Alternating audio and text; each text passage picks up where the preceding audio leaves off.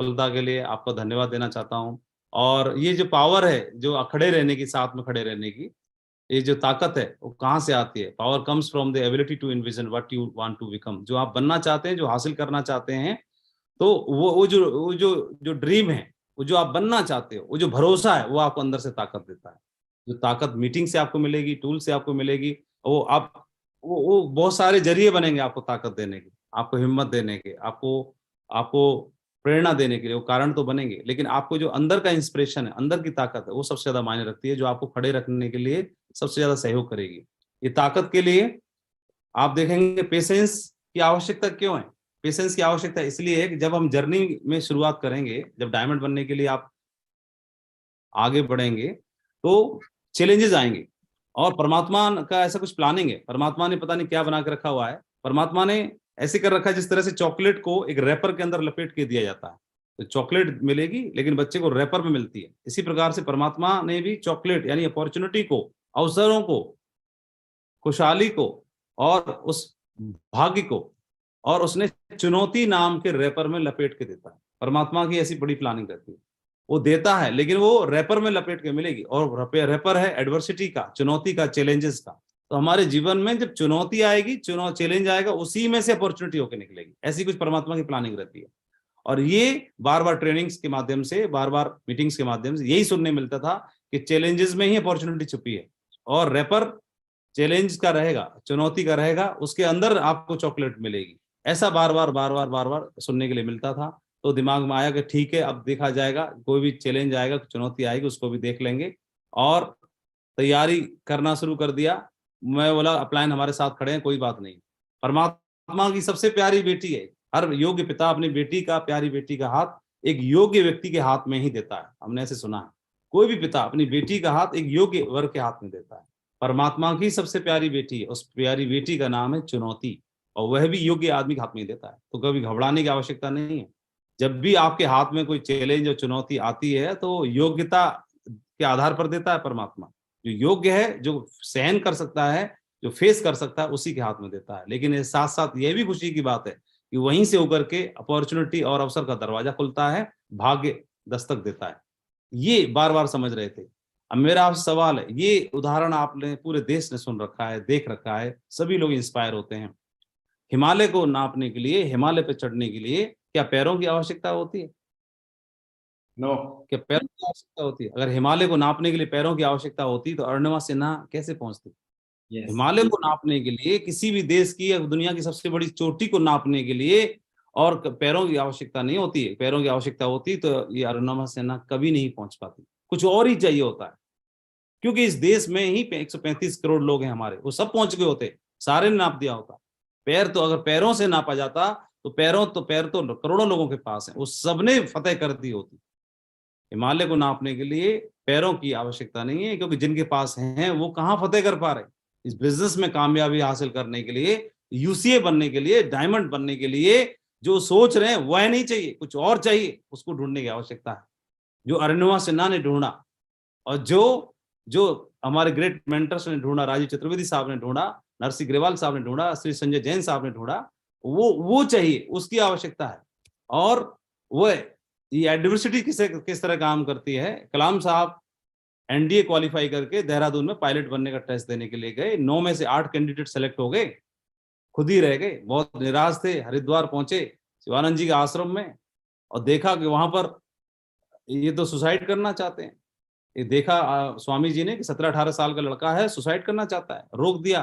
बोले क्या करना चाहते हो? बोले जीवन को खत्म करना चाहता हूँ, इतना निराश हूँ। टेस्ट अच्छा हुआ, इंटरव्यू अच्छा हुआ, सब कुछ अच्छा हुआ, निराशा क्यों हाथ लगी? तो स्वामी जी बोले कि ठीक है, ये वाला काम तो कभी भी कर लोगे, आओ खाओ पियो। थोड़ा रिलैक्स हुए तो कलाम साहब ने पूछा उनसे कि मेरे साथ ही ऐसा क्यों हुआ? और हजारों हजारों युवा इस सवाल को पूछते हैं कि मेरे साथ ही ऐसा क्यों हुआ। तो मैं इस देश में हजारों जितने युवा हैं जो ये पूछते हैं कि मेरे साथ ही ऐसा क्यों, तो उसका जो जवाब मिला स्वामी जी से कलाम साहब को, उस जवाब को हमेशा याद रखने की आवश्यकता है। फिर से अंडरलाइन करता हूं, जो जवाब मिला उस जवाब को हमेशा याद रखना और अपने आप को बार बार दोहराना कि मेरे साथ ही ऐसा क्यों हुआ। तो स्वामी जी ने जवाब दिया उनको, कलाम साहब को, कि हो सकता है परमात्मा ने आपको पायलट वहां पर इसलिए नहीं बनाया कि परमात्मा के पास, उसके खजाने में, उसके भंडार में हो सकता है इससे भी बड़ी कोई चीज आपके लिए संभाल के रखी हो, इंतजार कर रही हो, और उसको वो आपको देना चाहता हो। और असफलता के बाद यही वाक्य बार बार दोहराना कि God has something more in his store for you. और आप जानते हैं कि कलाम साहब ने कितने बड़े मकाम पर पहुंचे, आज वो दुनिया में नहीं होने के बावजूद भी हैं, हर दिल में हैं, इतना बड़ा मकाम। और ये सब चीजें परमात्मा ने उनके लिए रोक के रखी थी, और यही हमारे साथ भी है। तो इसीलिए धैर्यपूर्वक एक लंबी छलांग लगानी है, लेकिन धैर्य की आवश्यकता लगेगी। पहला पी, दूसरा पी प्रेजेंस। डेस्टिनी आपको रिवार्ड तो देगी, लेकिन डेस्टिनी को रिवार्ड उन्हीं को देगी जो अपनी प्रेजेंस बना के रखेंगे। प्रेजेंस का मतलब मीटिंग में प्रेजेंट रहना नहीं, प्रेजेंस का मतलब सिर्फ किताब पढ़ के और हाजिरी लगाना नहीं। प्रेजेंस का मतलब ये बिजनेस को आपने चुन लिया, तो उस डेस्टिनी को आपने चुन लिया, तो डेस्टिनी पे जाने के लिए हमेशा हर हाल में अपनी जगह बना के रखनी है, और अपनी जगह बनाए रखने के लिए खुद को तैयार करिए। और कोई जो आपके साथ खड़ा हुआ व्यक्ति जो आपको परेशान कर रहा है, जो आपको बार बार डिस्टर्ब कर रहा है, जो आपको कॉल करता है, जो आपको घर तक सपोर्ट करने के लिए तैयार है, उस व्यक्ति को पकड़ लीजिए और पकड़ के उसके साथ एक मिशन में शामिल हो जाइए। इसको आंदोलन बनाने के लिए, मिशन बनाने की तरह से काम करिए, बहुत बड़ा काम खड़ा हो जाएगा। मेरे साथ नरसिंह ग्रेवाल जी थे जो मुझे घर तक सपोर्ट करने तैयार थे। मुझे चाहे सर्दी के दिन हो, चाहे गर्मी के दिन हो, चाहे बरसात के हो, कभी भी मुंह से ना नहीं निकली, क्योंकि वो जो जोड़ी बनती है, जो केमिस्ट्री बनती है, वो कुछ भी करने के लिए तैयार हो जाती है। फिर वो बुरे दिन, अच्छे दिन, रिजल्ट कम, रिजल्ट ज्यादा, ये ज्यादा मायने रखते नहीं है। एक दूसरा आदमी एक दूसरे की हिम्मत बनता है, और मेरे साथ हुआ। मैं सर के साथ खड़ा रहा, सिर्फ मैंने इतना ही किया, सर के साथ खड़ा रहा, और खड़े रहने का परिणाम आपके सामने है। तो ये देखना है। तो इसको प्रेजेंस बनाए रखने के लिए फिर चाहे मेहनत करनी है, मेहनत करने के लिए हम तैयार हैं। कौन नहीं कर रहा, पूरा भारत तो कर रहा है। स्टूडेंट को, ऐसा एक कहावत भी है, एक सुनते होंगे कि जो बच्चे स्कूल टॉप करते हैं उनको कभी जगाना नहीं पड़ता, और जिनको जगाना पड़ता है वो क्लास और स्कूल टॉप कभी नहीं करते हैं। तो चाहे अगर स्कूल टॉप करना है, नींद आ रही है, तो चाहे पैर बांधने पड़े, चाहे गर्दन बांधनी पड़े, चाहे तकिया लगाना पड़े, चाहे कुछ भी करना पड़े, अपने आप को बांध के, लेकिन करना है, तैयार करना है। इसी बिजनेस में डायमंड बनना है। सुबह जल्दी जागना पड़े, रात को तैयारी करनी पड़े, हर दिन का कमिटमेंट करना पड़े, नौकरी से मैनेज करना है, घर को मैनेज करना है। आप हाउस वाइफ हैं, आप स्टूडेंट हैं, आप नौकरी में, सरकारी में, प्राइवेट में, व्यापार करते हैं, दुकान चलाते हैं, किसान हैं, खेती करते हैं, कुछ भी करते हो, वहीं से अगर जिद्दी हैं, हम ठान लिया कर जाएंगे, किया है, हर बैकग्राउंड के लोगों ने करके दिखाया है। और तीसरा परस्यू करना है, जो हमने नियति चुनी है, जो हमने परमात्मा ने हमारे लिए चुनी है, वहां तक पहुंच के दिखाना, हर हाल में परस्यू करिए। और जीवन में जो लक्ष्य हैं, जीवन में हमारे बहुत सारे लक्ष्य रहते हैं, मल्टी डायमेंशनल गोल होते हैं हमारे जीवन में। कार लेने का भी है, घर लेने का भी, बच्चों को एडमिशन कराने का भी है, और अपने स्वास्थ्य को मेंटेन करने का भी है, देश विदेश जाने का भी, ज्वेलरी लेने का भी है, किताबें पढ़ने का भी है, गुरु ढूंढने का भी, सब कुछ करने का है। लेकिन वह उसके होने के साथ साथ, या डॉक्टर बनने का, बच्चे को ऑफिसर बनाने का है, डायमंड बनने का, ये सब गोल है हमारे, मल्टी डायमेंशनल गोल हैं। लेकिन इन गोलों के साथ साथ सबसे जरूरी जो काम हो सकता है वह एक अच्छा गुड ह्यूमन बीइंग बनना, अच्छा इंसान बनना। डायमंड होना बाई प्रोडक्ट है, लेकिन हमारे डायमंड होने से लोग दुखी हैं, परेशान हैं, शिकायत करते हैं, तो फिर वो बेकार हो जाएगा, मामला बेकार हो जाएगा। पैसे तो कमाने ही कमाने, लेकिन पैसे के साथ साथ एक अच्छे व्यवहार के साथ, अच्छी समझ के साथ हमने इस बिजनेस में एक अच्छा इंसान बनना है, जो हमारे अपलाइनों ने प्रेरित किया। आज देखेंगे पूरे नेटवर्क मार्केटिंग इंडस्ट्री के लोग इनको कॉपी करते हैं, फॉलो करते हैं, समझते हैं, सीखना चाहते हैं, इनके जैसे बनना चाहते हैं, इनको कॉपी करना चाहते हैं। ये एक हमारे लिए बहुत बड़ी बात है। हमने सुना, हम विज्ञान हमें बताता है कि हमने सुना कि एटम के टूटने से एनर्जी का जो विखंडन होता है, जब विखंडन होता है तो एनर्जी निकलती है, और जब एनर्जी निकलती है तो एनर्जी, पूरा ब्रह्मांड, पूरा यूनिवर्स जो है एनर्जी का ही रूप है, एनर्जी का ही स्वरूप है।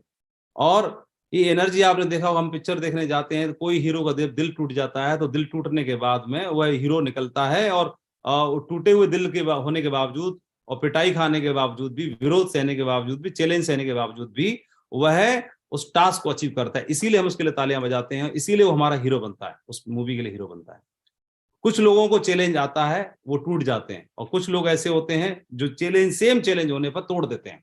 एनर्जी सेम निकलती है, किसी का ड्रीम टूटता है, ख्वाब टूटता है, दिल टूटता है, तो टूटने पर, चैलेंज आने पर, ताना सुनने पर जो ऊर्जा का उत्सर्जन होता है, जो एनर्जी निकलती है, उस ऊर्जा से दो चीजें हैं, एक आदमी घर वापसी हो जाता है, दुखी हो जाता है, और एक आदमी डायमंड शिप को ब्रेक करता है। कोई आदमी बम बना लेता है, नेगेटिव इंसान, और कोई आदमी बिजली बना लेता है। एनर्जी तो हर हाल में निकलती है, उस एनर्जी का सदुपयोग कैसे करना है, उपयोग कैसे करना है, ये हमें डिसाइड करना है। आप देखेंगे हर व्यक्ति के साथ सेम चैलेंज आता है, हर व्यक्ति को नेगेटिव लोग मिलते हैं, हर व्यक्ति को चैलेंज आएगा, हर व्यक्ति को ताने सुनने के लिए मिलते हैं। डायमंड बनने की ओर जो आप निकलेंगे तो सेम चैलेंज आपको आएगा। दो तरह के लोग निकलेंगे, एक को चैलेंज आएगा वो घर वापसी हो जाएगा, दुखी हो जाएगा, एक को आएगा वहीं से कमिटमेंट करेगा, वहीं से मुट्ठी बांधेगा और जितनी तेजी से काम करता है उससे डबल ऊर्जा के साथ फिर काम करता है और करके दिखाता है। तो मैं उनको यही बोलना चाहता हूं कि डरने की जरूरत नहीं है, सेम चैलेंज आएगा, थोड़ा धैर्य रखिए, हिम्मत का सागर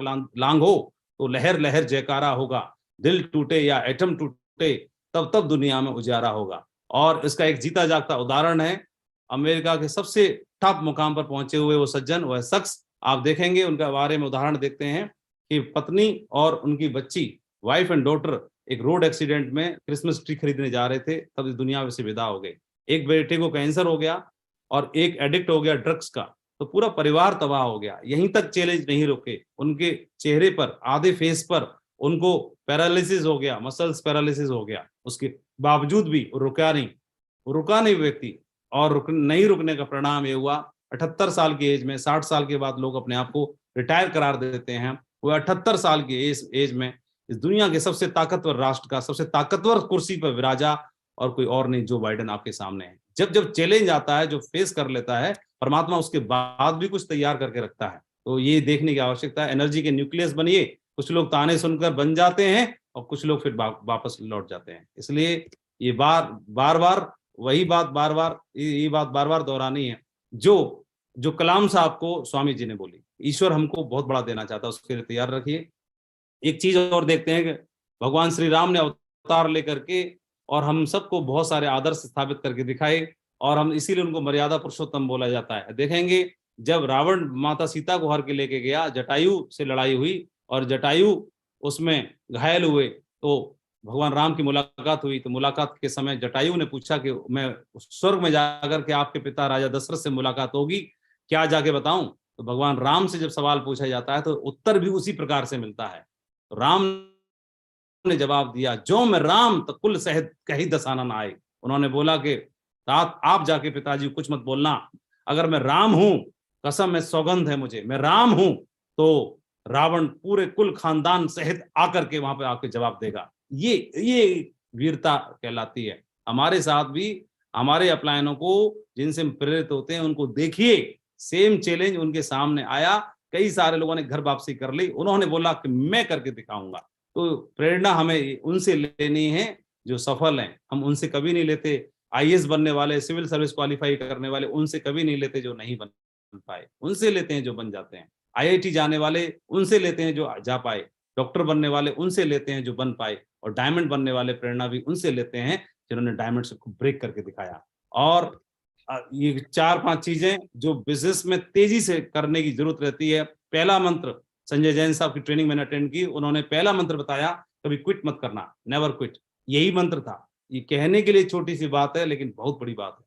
कभी क्विट मत करना। क्विट करने का मन में ख्याल आए तो एक बात काम करना, आपके एक्टिव और सक्सेसफुल अपलाइन के पास जाना, उनसे बोलना कि सर मेरे मन में निराशा है, मैं दुखी हूं, मैं परेशान हूं, मैं क्विट करने की तैयारी कर रहा हूं, लेकिन मुझे मालूम है, मैंने ट्रेनिंग में सीखा था कि मुझे अपनी अपलाइन से जरूर मिलना है, मैं आपसे मिलना चाहता हूं, चाय पीना चाहता हूं, एक बार मिलिएगा जरूर, एक बार बात जरूर करिएगा। तो क्या होगा, वहां से आपकी समाधान हो जाएगा, समस्या का समाधान हो जाएगा, फिर से आप नई ऊर्जा के साथ फिर से बाउंस बैक कर पाएंगे। और नंबर 2, सफल होना एक प्रोसेस है, एक के बाद दूसरी परत खुलेगी। सफलता कोई ऐसा नहीं है कि बाजार में गए और वहां से शर्ट पसंद की खरीद के ले आए। कोई आइटम नहीं है कि गए, पैसा पे किया और उठा के ले आए। ये पैसे पे करके नहीं मिलती, ये कोई वस्तु नहीं है, एक प्रोसेस है। और प्रोसेस में क्या होता है, एक के बाद पहला स्टेप पूरा होगा तो ही अगला आएगा, एक के बाद ही दूसरा स्टेप पूरा होता है। ये एक प्रोसेस है। और इस प्रोसेस को एक मीटिंग के दरमियान वहां पर लिखा हुआ था, हम अटेंड करने के लिए गए थे, मैं ग्रेट मेंटर नरसिंह ग्रेवाल जी के साथ में, तो वहां लिखा था, hold the vision, trust the process. जो आप बनना चाहते हैं उसको संभाल के रखिए कलेजे के अंदर, और प्रोसेस पर भरोसा रखिए। प्रोसेस पे भरोसा रखेंगे, एक एक एक एक एक सीढ़ी चढ़ते चले जाएंगे और बहुत बड़ा काम खड़ा हो सकता है। इस ठीक इस तरह से है। एक दिन गुरु नानक देव महाराज जी और एक दूध का बर्तन था, और दूध के बर्तन में हाथ डालने लगे, और डालते डालते हाथ को में कुछ खोज रहे थे दूध के अंदर, खोजते खोजते आधा घंटा हो गया, शिष्य को रहा नहीं गया, उसने पूछा, गुरुदेव आप इसमें क्या कर रहे हैं, क्या ढूंढ रहे हैं? तो तो गुरुदेव बोले कि मैंने सुना है कि दूध के अंदर घी होता है, उस घी को ढूंढ रहा हूं। तो शिष्य हंसने लगा, बोला कैसी बात कर रहे हैं गुरुदेव, इसमें घी ऐसे नहीं मिलेगा। तो गुरुदेव बोले घी तो होता है ना इसमें दूध में, तो घी को ढूंढ रहा हूँ, घी को तलाश कर रहा हूँ। तो उन्होंने बोला ना ना गुरुदेव, घी ऐसे नहीं मिलता, पहले दूध को उबाला देना पड़ता, दूध को उबाला देना पड़ेगा। जब दूध को उबाला देंगे तो उसमें से फिर मक्खन निकलेगा, उसमें से मलाई निकलेगी, फिर उस मलाई को और मक्खन को भी तपाना देना पड़ता है। जब तपाओगे तब उसमें से जो निकलेगा तब जाकर के घी मिलता है। तो गुरुदेव बोले बिल्कुल यही बताना चाहता हूँ, यही बताना चाहता हूँ, और मैं भी यही बताना चाहता हूँ कि डायमंड ये से नहीं है कि डायमंड तो सामने से उठा के ले आओ किसी को, ये डायमंड मिल गया, ये डायमंड मिल गया, किसी गांव में बैठा मिल जाएगा, किसी पेड़ पे बैठा मिल जाएगा ना, किसी पेड़ पे बैठा नहीं मिलेगा, किसी गांव में नहीं मिलेगा, किसी भीड़ में नहीं मिलेगा, ट्रेन के डब्बे में सफर करता हुआ नहीं मिलेगा। ये डायमंड बनना भी एक प्रोसेस है। जिन लोगों के साथ हम काम कर रहे हैं, किसी को भी इग्नोर मत करिए, कम मत समझिए, जो हैं जैसे हैं। मैं आपके सामने खड़ा हुआ हूं, मैंने कभी स्कूल एजुकेशन में कभी ए ग्रेड हासिल नहीं किया, मैंने कभी कोई स्कूल में टॉप नहीं किया, मैंने कभी कुछ जीवन में ऐसा कुछ बड़ा नहीं कर पाया, लेकिन मेरे जैसे बंदे को नरसिंह ग्रेवाल जी ने पकड़ के और मेरे को मथा प्रोसेस में डाला और यूसीए बना के आपके सामने खड़ा कर दिया। आपके साथ जो भी लोग हैं, जैसे हैं, जिस हाल में हैं, जितनी एजुकेशन है, कोई फर्क नहीं पड़ता, सबके अंदर काबिलियत होती है, सबको बनाने वाला ऊपर वाला एक ही है, सबके अंदर कोई ना कोई गुण होगा, उस गुण को देखिए, निखारिए, पॉलिश करिए, और एक दिन उस घी के हकदार भी होंगे। जो नरसिंह ग्रेवाल सर के माध्यम से सिस्टम ने मुझे बात समझाई, पहली बात समझाई कभी क्विट नहीं करना, कभी दूसरी बात समझाई ये प्रोसेस, इस प्रोसेस पे भरोसा बना के रखना धैर्यपूर्वक, और तीसरी बात समझाई कि ये जो यूनिवर्स है, उन्होंने बताया कि यूनिवर्स है वो वाइब्रेशन पे चलता है, वाइब्रेशन पे चलता है, पूरा ब्रह्मांड ऊर्जा का स्वरूप है, एनर्जी से चलता है। तो उन्होंने बताया कि एक उदाहरण देके बताया, एक राजा हाथी पे सवार होके राज्य के भ्रमण पे निकला और हाथी पे सवार था, जाते जाते देखा कि एक चंदन की दुकान, चंदन की लकड़ी बेचने वाले दुकानदार के सामने जाकर खड़ा हुआ राजा, और उसने बोला कि मंत्री जी, न जाने क्यों मैं इस दुकानदार को जानता नहीं हूं, लेकिन फिर भी इसको मृत्यु दंड देने का दिल कर रहा। मंत्री के समझ में नहीं आया कि महाराज इसको क्यों देना चाहते, इसको जानते नहीं, कोई शिकायत नहीं, फिर भी महाराज ये बोल करके राज्य भवन में लौट गए। लौटने के बाद मंत्री ने पता करने की कोशिश की और उस दुकानदार के पास गया जो चंदन की लकड़ी बेचा करता था, क्या माजरा है। वहां पहुंचा तो पता चला, उससे बातचीत की तो पता चला कि दुकानदार बोला कि मैं क्या करूं, मैं भूखा रहता हूं, बच्चे हम सरवाइव नहीं कर पा रहे हैं, लकड़ी बिकती नहीं है, कोई खरीदता नहीं है मेरी लकड़ी, तो मैं सोचता हूं क्यों ना हमारा राजा मर जाए। तो राजा मर जाएगा तो कम से कम क्या होगा कि राजा मरने से चंदन की लकड़ी जाएगी और मेरी मेरी दुकान चल पाएगी। तब माजरा समझ में आया मंत्री को, और वो समझ गया। उसने उस दुकानदार से थोड़ी सी लकड़ी खरीदी और लकड़ी को ले जा करके रैप करके और महाराज के पास गया और बोला कि महाराज, ये उसी चंदन के दुकानदार ने आपके लिए तोहफा भेजा है। और राजा ने उस लकड़ी को देखा, महसूस किया, उसकी गंध को और उसकी पवित्रता को महसूस किया, तो बहुत प्रसन्न हुआ और पश्चाताप हुआ कि मैं उसको मृत्युदंड देना चाहता था, वो कितना अच्छा सज्जन है, वो उसने मेरे लिए तोहफे में चंदन की लकड़ी भेजी है। उसको इतनी पसंद आई और उसने बोला कि मेरी ओर से, राजभवन की ओर से 100 सोने की असरफी उस दुकानदार को हमारी ओर से तोहफे में भिजवाई जाए। मंत्री जी ने 100 सोने की असरफी उस दुकानदार को भिजवाई। दुकानदार ने प्राप्त की तो भाव बदल गए, विचार बदल गए और बोला कि मेरे से तो पाप कर्म हो रहा था, मैं तो राजा के मरने का इंतजार करता था, हमारा राजा कितना अच्छा है, उन्होंने मेरे लिए तोहफा भिजवाया। आप देख रहे हैं, आप समझने की कोशिश कर रहे हैं कि जब हम किसी के बारे में बुरा सोचते हैं तो उससे कई गुना ज्यादा बुरा हमारे लिए होने वाला होता है। वह राजा के मरने का इंतजार कर रहा था, भगवान से प्रार्थना कर रहा था, राजा उसको मृत्युदंड देने की बात सोच रहा है। अगर वह राजा के लिए तोहफा भेजता है तो राजा उसके लिए कई गुना ज्यादा बदले में तोहफा भेजता है। यही एक नियति है ऊपर वाले की, ब्रह्मांड की, ईश्वर की, कि इसीलिए हमेशा ये बिजनेस में हमें ऐसा मिल गया, हमारे साथी, हमारे परिवार के जितने भी लोग हैं, सबको सहयोग की बात करिए, और ये बिजनेस में ऑटोमेटिकली हम लोगों को आगे बढ़ाने की बात करते हैं। और ये ब्रह्मांड जो है ये बोलता है कि show me your vibration and I will show you miracles. अगर आप मुझे, आपकी जो भावनाएं हैं, उन भावनाओं के आधार पर मैं चलता हूं, वही मैं रचता हूं, वही सृष्टि बनाती है, जैसी आपकी इमोशंस हैं, जैसी आपकी भावनाएं हैं। इसलिए अब मैं आपसे एक बार आह्वान करना चाहता हूं, जो मुझे यहीं पे आकर के सीखने का मौका मिला, खुद से बात करिए, खुद से वादा करिए, खुद से हमेशा यही बोलिए कि मैं जीतने के लिए पैदा हुआ हूं। नेक भावनाएं रखिए, हमेशा अपने आप से बोलिए मैं विनर हूं, मैं चैंपियन हूं और मैं कुछ जीतने के लिए पैदा हुआ हूं, मैं दमदार लीडर हूं।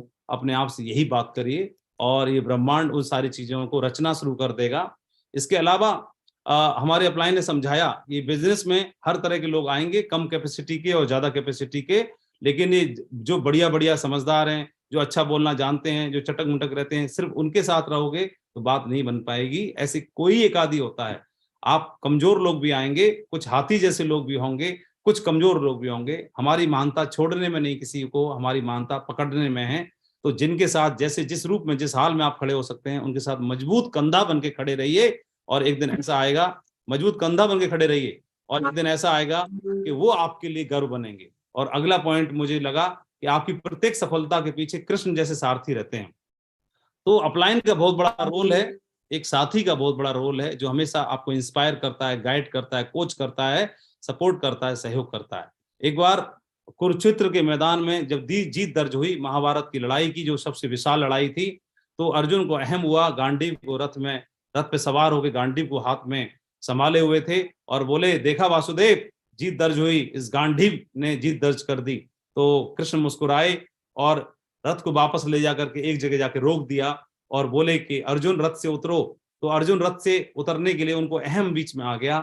उन्होंने बोला कि मैंने इतना बड़ा युद्ध जीता, मैं गांडीवधारी इकलौता इस पृथ्वी पर, और वासुदेव मुझसे उतरने के लिए बोलते हैं। तो उन्होंने बोला, वासुदेव आप उतरिए, हम भी उतरते हैं। तो वासुदेव बोले, नहीं नहीं अर्जुन आप उतरो रथ से।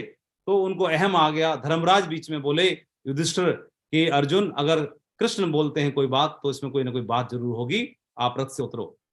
अर्जुन मुंह बना करके और रथ से उतरे। उतरने के बाद कृष्ण रथ से उतरे, और जैसे ही कृष्ण रथ से उतरे, पूरा रथ धुआं धुआं होकर चलने लगा विस्फोट के साथ में। अब अर्जुन को बात समझ में आ गई कि कृष्ण मुझे उतरने के लिए पहले क्यों बोल रहे थे, और यदि पहले मैं नहीं उतरता तो आज बहुत बड़ा नुकसान हो जाता, जीत दर्ज होने के बावजूद भी नहीं जीत पाता।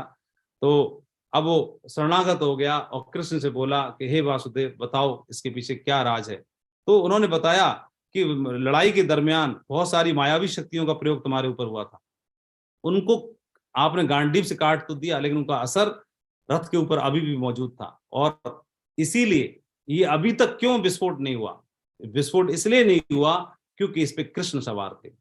और ये बात जब उनको समझ में आई, कृष्ण के हटते ही रथ धुआं धुआं होकर जलने लगा। कई बार हमारी सफलता में हमें अनजाने तरीके से ऊपर वाले की रचना रहती है, बहुत सारे लोगों का हाथ होता है, अनजान तरीके से हमें सपोर्ट मिल रही होती है, ऊपर वाला संभाल के रखा होता है। हमारे अपलायनों का नाम लेकर के हमारे अपलायन हमें सहयोग कर रहे होते हैं, और उन्हीं की वजह से हम सफलता के झंडे गाड़ रहे होते हैं। लेकिन कई बार हमें लगता है कि मन में गलतफहमी आ जाती है कि मैं जहां से हूं वहीं से नाम होना चाहिए, वहीं से टीम होनी चाहिए, वहीं से सिस्टम होना चाहिए, और वहीं से सब कुछ होना चाहिए, तो मेरा ही जय जयकारा होना चाहिए। तो आपका ही जय जयकारा होगा अपलायन को साथ रखने से, कृष्ण को साथ रखने से, वासुदेव को साथ रखने से, और डबल जयकारा होगा। आप अर्जुन बनेंगे और जीत भी दर्ज करेंगे, लेकिन उनको उतारिए मत, उनको साइड मत करिए।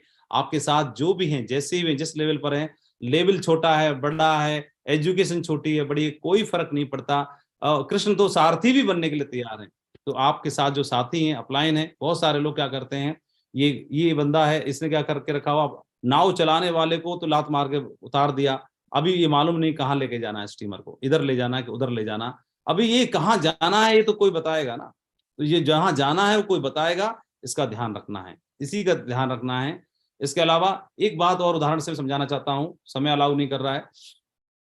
दो लोग यात्रा पे निकले और दोनों ठग थे। बाद में पता चला 1 सप्ताह तक दोनों साथ में रहे, और फिर पहले ने दूसरे को बोला कि आपने मुझे पहचाना नहीं शायद। तो बोला नहीं नहीं मैंने नहीं पहचाना। बोला पहला बोला मैं एक बहुत बड़ा नामी ठग हूं और आप तो महाठग हैं, आप मेरे भी गुरु निकले। बोला कैसे? बोला कुछ पाने की आशा में लगातार मैं आपकी तलाशी लेता था, लेकिन मुझे कुछ भी ना मिला। इतनी बड़ी यात्रा पे 7 दिन के दरमियान मैं आपसे कुछ नहीं ले पाया। तो दूसरा यात्री बोला कि मेरे पास एक बहुमूल्य हीरा है और थोड़ी सी रजत मुद्राएं भी हैं।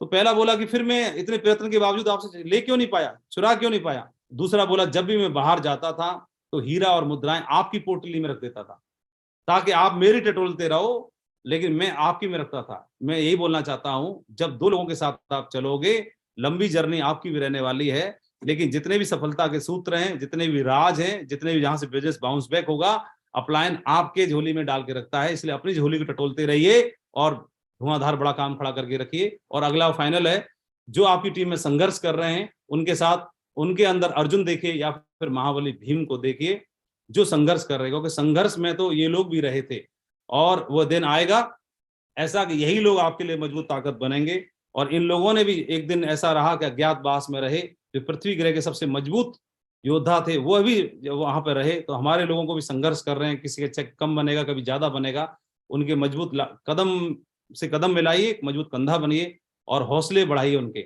और इस बिजनेस में सफलता के चांस इसलिए रहते हैं कि आप जहां पर बिजनेस करते हैं आपके साथ में बिजनेस पार्टनर, आपको सर्विस पार्टनर सेफ मिल जाता है, पहले दिन से आपको अपलाइन मिल जाता है, पहले दिन से आपको सिस्टम आपके बिहाफ पे काम करता है, मीटिंग्स देगा आपके बिहाफ पर।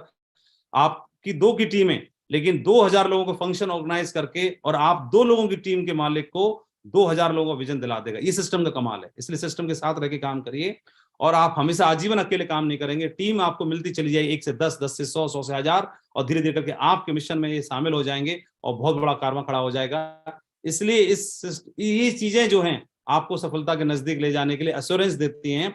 ये बेसिक चीजें हैं, इन पे जरूर काम करिएगा। सबसे पहले अपने प्रोडक्ट को जानिएगा, प्रोडक्ट पे काम करिएगा। प्रोडक्ट को जान के काम करेंगे तो आपके अंदर विश्वास पैदा होगा, यूज करिएगा तो विश्वास पैदा होगा और दमदारी के साथ बात कर पाएंगे। आप सुनिए, आपके कानों में कहीं से सुनाई देती है आवाज कि पूरे भारत के किसी कोने में कोर ट्रेनिंग होने जा रही है, आप अपनी टीम के साथ उसका मिशन के साथ हिस्सा बनिए और वहां पे जरूर पहुंचिए, चाहे किसी भी कोने में क्यों ना हो वहां जरूर पहुंचिए। अगर सप्ताह में किसी दिन ट्रेनिंग होती है तो अपनी टीम का हिस्सा बनाइए, आंदोलन बना करके, मिशन बना के, अपने लोग घर घर जाके प्रमोट करके उसका हिस्सा बनाइए। जितनी ज्यादा टीम आपकी ट्रेनिंग में बैठेगी उतना बड़ा आपका बिजनेस एम्पायर खड़ा होने वाला है। आपके लोग 1 to 1 दिखाने से भी, बिजनेस बताने से, शेयर करने से, प्लान बताने से अगर ज्वाइन करते हैं तो भी वेन्यू का हिस्सा बनाइए। ऐसी भी जो साप्ताहिक मीटिंग बनती है वहां से उनको सिस्टम का स्वरूप समझ में आता है और एक बड़ी तस्वीर दिखाई देती है। ग्रुप मीटिंग्स जरूर करिएगा और ग्रुप मीटिंग का हिस्सा जरूर बनिएगा। वीकली लेवल पर जब भी क्लोजिंग होती है, क्लोजिंग के तुरंत बाद ग्रुप मीटिंग होनी चाहिए। और अपनी अपलाइन के साथ काउंसलिंग सेशन का मतलब है कोई डांट फटकार का नहीं है। काउंसलिंग सेशन का अर्थ होता है आप अपने ऐसे व्यवसायिक गुरु के साथ बैठना जो आपको 15 दिन में एक बार, महीने में एक बार चाय के साथ बैठिए, रिक्वेस्ट करिए कि सर मैं बहुत बड़ा काम खड़ा करना चाहता हूं। जब भी आप काउंसलिंग सेशन में जाएं एक बात जरूर बोलना, गुरुदेव मैं बहुत बड़ा काम खड़ा करना चाहता हूं, मुझे बहुत बड़ा काम खड़ा करना है, ये बात जरूर बोलेगा। और उसके लिए मैं आपके साथ चाय के साथ बैठना चाहता हूं, चाय पीना चाहता हूं। जब भी आपको समय मिले, जैसे समय मिले, और अपना शेड्यूल मत बताइएगा, जो वो समय मिले उसी के आधार पर आप जरूर पहुंचिएगा। ये आपके व्यवसाय में ना 4 चांद लगाएगा। मैं ऐसा ही करता था और मैं सौभाग्यशाली हूं कि great mentor Rajiv Chaturvedi sir के साथ बैठने का मुझे मौका मिला। मैं सौभाग्यशाली हूं कि great mentor Sanjay Jain sir के साथ में भी मुझे बैठने का मौका मिला, आशीर्वाद लेने का मौका मिला। और नरसिंह ग्रेवाल सर के साथ मुझे लगातार सहयोग और संपर्क में रह करके मुझे गाइडेंस मिलता रहा। इसी का फायदा हुआ, इसी की वजह से मैं आगे बढ़ पाया। जब गलतियां करता था तब समय से पहले मेरे को आभास हो जाता था, एहसास करा देते थे और वो फिर आगे गलती नहीं होती थी। और ये लीडर्स मीटिंग का हिस्सा बनिए, ट्रेनिंग्स का हिस्सा बनिए, ब्लू क्लब रेड क्लब को इन्वॉल्व करिए, दिशा वर्कशॉप का हिस्सा बनिए, उसी की तरह से उसको प्रमोट करिए। लेवल अप ट्रेनिंग्स हो, मीटिंग्स हो, स्किल अप ट्रेनिंग्स हो, डायमंड सेलिब्रेशन का हिस्सा बनिए, वहां से लोगों को विजन मिलता है। कोई भी किसी भी लेवल की मीटिंग होती है उसका हिस्सा बढ़ चढ़ के प्रमोट करिए और जितना ज्यादा प्रमोशन करेंगे उतना बड़ा काम खड़ा कर पाएंगे। हम लोग हर सेक्टर में काम करते हैं, हर सेक्टर के प्रोडक्ट्स को समझिए, प्रमोट करिए दमदारी के साथ। और एक चाइनीज कहावत है, अगर आप किसी को रोटी खिलाते हैं तो उसका पेट एक दिन भरेगा, अगर किसी को रोटी कमाना सिखा देते हो तो जीवन भर पेट भर पाएगा। इसलिए टूल्स के अहमियत को समझिए और टूल्स को प्रमोट करिए और ये लिस्ट को लगातार अपडेट करते रहिएगा। ये पहला कोर का, अगर आप कोर हैं तो कोर का पहला काम लिस्ट को हम हर रोज अपडेट करना है। दूसरा कोर का काम बिजनेस प्लान को हमेशा दिखाते रहिए, बताते रहिए, संभावना तलाशते रहिए, कनेक्शन जुड़ेंगे, कनेक्शन जरूर बनेंगे। और खुदा पर भरोसा बनाए रखिए, क्योंकि वो जब देता है तो दमदारी के साथ देता है। व्लादिमीर पुतिन का एक सा उदाहरण है हमारे सामने है। सफलता को सूंघते रहिए। इसके अलावा कोर का अगला पॉइंट है कि फॉलो पर निकलिए, लोगों के ऑब्जेक्शन निकलेंगे, सवाल जवाब आएंगे, उनको आप मिलिए, फेस करिए, उनसे बात करिए और बात करते करते करते करते आप इस बिजनेस के बहुत बड़े योद्धा बन जाएंगे। और सेल्फ डेवलपमेंट पे फोकस करिए, लगातार ऑडियो ट्रेनिंग सुनिए, वीडियो ट्रेनिंग सुनिए, इस चैनल से कनेक्ट रहिए। यहाँ पर लगातार आपको बहुत सारी सक्सेस स्टोरीज देखने के लिए, सुनने के लिए मिलेंगी। और लगातार किताब जरूर पढ़िएगा। जिस व्यक्ति की टीम किताब पढ़ती है, किताब पे आ जाती है, वो सारे लोग अंदर से इंस्पायर होते हैं और बहुत बड़ा काम खड़ा करते हैं। और हमको भी यही करने का मौका मिला। और कोर का अगला पॉइंट है कि call meet to your core downline upline leaders. सभी के साथ, जो अपनी टीम के जो को लीडर्स हैं उनके साथ बातचीत करते रहिए और अपने आपके अंदर जो एनर्जी है उसको हमेशा याद करके रखिए, उसको याद करिए। यदि कोई अंधकार से लड़ने का साहस कर लेता है, किसी की व्यक्ति के सवाल मन में आ रहा हो कि सर मैं अकेला हूं, मैं गांव में हूं, मैं उड़ीसा में हूं, मैं साउथ में हूं, मैं नॉर्थ ईस्ट में हूं, मैं हिमाचल में हूं, मैं गुजरात में हूं, दुनिया के किसी भी कोने में आप हैं, कहीं पर भी आप हैं, किसी को लगता है कि मैं अकेला हूं, क्या मैं इतना बड़ा काम खड़ा कर पाऊंगा, तो मैं उनके लिए 2 लाइन बोलना चाहता हूं। यदि कोई अंधकार से लड़ने का साहस कर लेता है तो अकेला जुगनू भी अपने हिस्से का अंधकार हर लेता है। तो be light, be your self. कच्चे लोग जीवन में सफल नहीं होते, इसीलिए कभी भी जीवन में लोभ लालच आएगा बार बार तो धैर्य रखिएगा, फेस करिएगा उनको। जीवन में लालच आएंगे, बार बार आएंगे, आपको डिट्रैक्ट करने की कोशिश करेंगे, कभी कई कंपनियों का ऑफर आएंगे, कभी किसी चीज का ऑफर आएगा। तो ये ध्यान रखना, आप कच्चे हैं या सच्चे हैं, पक्के हैं, ये जरूर याद रखिएगा। आपकी हर एक्शन से आपकी पहचान बनती है और आपकी छवि बनती है, इसको जरूर याद रखिएगा। तो जीवन में लोभ लालच आएंगे बार बार, छोटे लोग आपके जीवन में बार बार आएंगे, उनका सामना कर लेना। और आप अगर वो सामना कर लिया तो बहुत बड़ा काम खड़ा कर पाएंगे। मैं जो गीता का ये श्लोक है, 3 अध्याय का 21वां श्लोक, यही बताता है कि जो आप आचरण करते हैं, जो आप एक्शन लेते हैं, दूसरे लोग उनको कॉपी करते हैं, दूसरे लोग भी वैसा ही बनना चाहते हैं। तो आप हर अपने एक्शन से दूसरों को इंस्पायर करते हैं, दूसरों को प्रेरित करते हैं। तो याद रखिएगा कि आपका एक्शन कैसा होना चाहिए कि दूसरे लोग उसको लिए नेगेटिव वे में प्रेरित हों या पॉजिटिव वे में प्रेरित हों, इसका जरूर याद रखिएगा। और मुझे ऐसे लगता है कि ये लाइनों को हमें जरूर याद में रखना चाहिए कि कबीरा जब हम पैदा हुए जग हंसे हम रोए, ऐसी करनी कब चलोगे हम हासिल करो। जीवन में कुछ कमाना है, ये कमाए तो लगता है कि दौलत कमाए, जीवन में सबसे बड़ा परमात्मा ने इतना शानदार मौका दे दिया है, लोगों का भला करते करते हमारा भला हो जाएगा। हम अपने भले करने के लिए लिखेंगे, भला का उल्टा लाभ होता है। तो हम जितना भला करेंगे लोगों का, जितना लोगों को आगे बढ़ाएंगे, जितना लोगों के साथ जाएंगे, लाभ होना शुरू हो जाएगा। और जमीन में हर जगह पानी, 70% तो पानी ही है, दुनिया पूरी पृथ्वी ग्रह पानी ही पानी है, कहीं भी खोदो पानी निकलेगा, बस अंतर वाटर लेवल का होता है, कहीं पे गहरा है तो कहीं पे कम गहरा है, तो कहीं पे ज्यादा गहरा है। इसलिए जहां जिस कोने में खड़े हो वहीं से खोदिए, पानी निकलेगा। और पहला कदम चलिए, मंजिल जरूर मिलेगी। और आपकी मेहनत ही आपकी पहचान है, वरना एक नाम के तो लाखों इंसान है। Everything will be okay in the end, if it is not okay it is not the end. अंत में सब कुछ अच्छा हो जाएगा। अगर अच्छा अभी नहीं हुआ इसका मतलब अभी अंत भी नहीं हुआ है, इसको जरूर याद रखिएगा। टारगेट का धुआं उड़ा दीजिए। मेरी ओर से बहुत बहुत शुभकामनाएं पूरे देशवासियों को, पूरे सक्सेस सपोर्ट सिस्टम के एक एक सिपाही को, पूरे भारत को, पूरे सेफ शॉप के परिवार को मैं शुभकामना देना चाहता हूं, अग्रिम शुभकामना देना चाहता हूं। वह दिन जरूर आएगा जब आपके जीवन में भी कोई अपलाइन, कोई लीडर, कोई मेंटर आपके लिए डायमंड शिप की बेल्ट लेके पहुंचेगा। वह दिन आपके जीवन में जरूर आएगा। मेरी ओर से बहुत बहुत शुभकामनाएं, बहुत बहुत धन्यवाद, बहुत सारा प्यार, बहुत सारी ब्लेसिंग्स। Thank you.